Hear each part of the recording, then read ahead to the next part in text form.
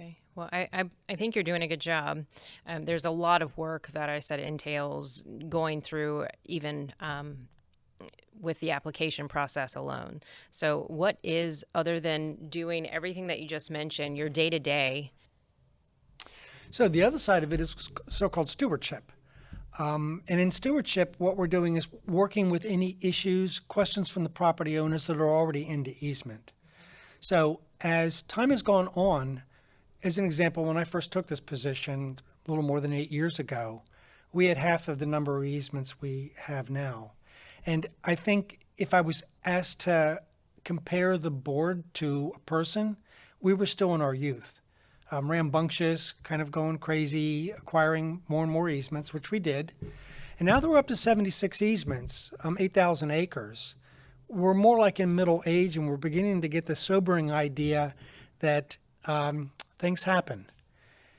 We have not had anything seriously happen yet. This is more along the lines of property owners will call to say, I want to put up another equipment shed. Can I do that? We have a couple of farms where, and I failed to mention that you can build on the easement, but there is a cap of no more than 2% of the easement can be impervious or built surfaces. So I do have a couple of properties that are kind of close to that 2%. And so in that situation, we remind the property each time the owner each time we go out. So right now, in terms of stewardship, our stewardship coordinator is scheduling our annual visits because we do have in addition to the due diligence and acquiring an easement, we need to continually make sure that the terms and conditions of the easement are being addressed. You can think of this as being easement police. I don't like doing that.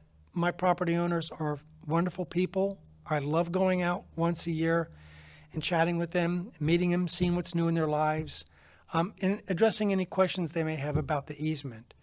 But stewardship is the other part of it. And then the rest is just, how do we get the word out to people?